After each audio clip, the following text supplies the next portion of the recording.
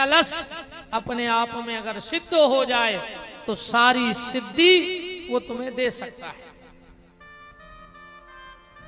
एक बात और ध्यान से सुन लो, कभी भी सोने वाले कमरे में कलश नहीं रखना चाहिए। सोने वाले कमरे में कभी भी कलश ना रखें। और मान के चलो अब कमरा एक ही है, मजबूरी है, तो वहां पर्दा डाल देवे। सोने वाले कमरे में दो चीजें नहीं होनी चाहिए, वरना उन पति पत्नी में कभी बन ही नहीं सकती, उनमें कलह मचा ही रहेगा।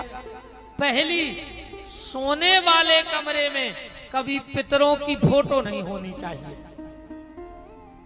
अगर तुम्हारे माँ बाप तुम्हें छोड़ के चले गए या दादा दादी, तुम कितना भी प्रेम करते हो, पर सोने वाले कमरे में फोटो मत लगाओ। जिस कमरे में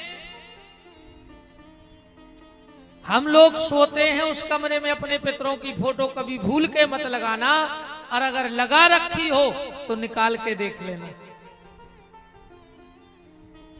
घर में सब फोटो अच्छी होती हैं, बस एक फोटो और मत लगाना घर में कभी, वो व्यक्ति जीवन भर परेशान रहेगा। और ना मानो तो बाजार से लेके आके लगा के देख लेना 1 महीने को।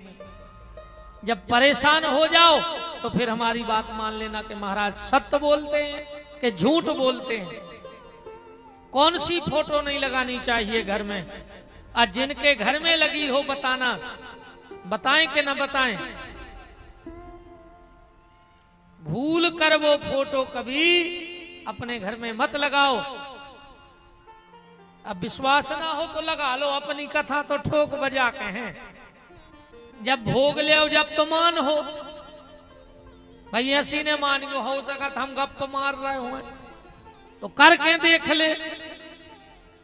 जब भोग ले जब बताइयो कि हाँ महाराज तुम सही कह रहे हो, है ना।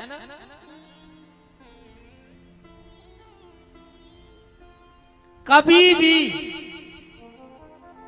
राम वनवास की फोटो घर में नहीं लगानी चाहिए गृहस्थी के लिए। राम वनवास की फोटो कभी भी घर में नहीं लगानी चाहिए।